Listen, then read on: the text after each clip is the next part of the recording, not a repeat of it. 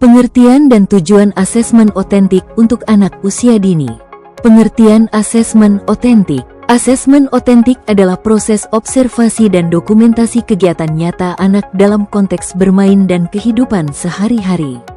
Penilaian ini bersifat alami, berkelanjutan, dan fokus pada proses belajar anak.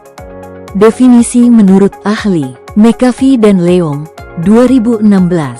Penilaian terintegrasi dalam aktivitas alami seperti bermain dan interaksi sosial. NAEYC, 2020.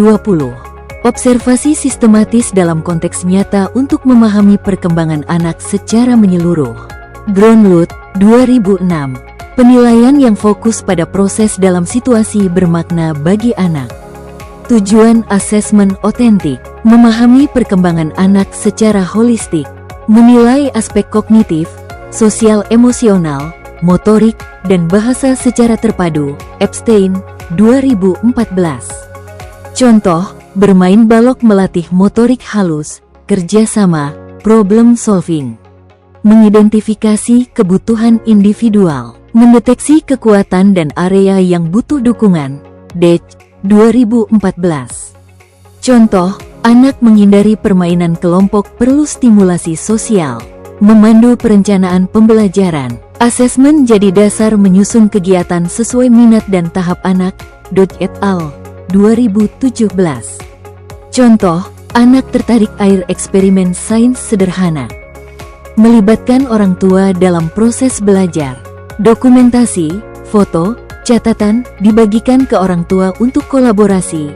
NAEYC, 2020. Contoh, portofolio anak jadi bahan diskusi saat pertemuan. Menghindari labelisasi dan stres pada anak. Tidak menggunakan tes formal yang menekan. Anak tetap nyaman. Gullo, 2020. Contoh metode asesmen otentik. Observasi. Guru mencatat perilaku anak selama bermain menggunakan catatan anekdot, misalnya interaksi sosial di sudut bermain. Portofolio. Kumpulan hasil karya anak seperti gambar, kerajinan tangan, dan rekaman percakapan sebagai bukti perkembangan. Checklist perkembangan. Daftar indikator perkembangan, misalnya kemampuan motorik halus seperti memegang pensil dengan benar. Bermain terfokus, focused play. Guru mengamati proses anak menyelesaikan tugas bermain tertentu, seperti menyusun puzzle atau membangun menara balok. Contoh penerapan. 1. Observasi saat anak bermain di area sensori. 2. Dokumentasi percakapan anak selama bermain peran. 3. Koleksi karya seni anak dalam portofolio. 4. Catatan anekdot tentang interaksi sosial anak. Keunggulan asesmen otentik. Keunggulan alamiah, tidak menegangkan bagi anak. Menyajikan gambaran perkembangan secara menyeluruh. Bisa dilakukan saat anak beraktivitas sehari-hari. Hasilnya aplikatif untuk perbaikan pembelajaran. Tips untuk guru PAUD. Lakukan observasi rutin dan konsisten.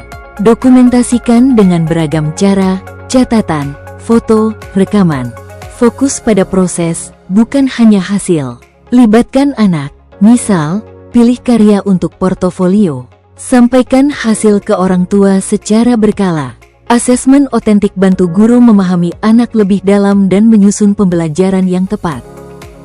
Kesimpulan, asesmen otentik adalah penilaian berbasis aktivitas nyata, berpusat pada anak, dan mendukung perkembangan tanpa tekanan.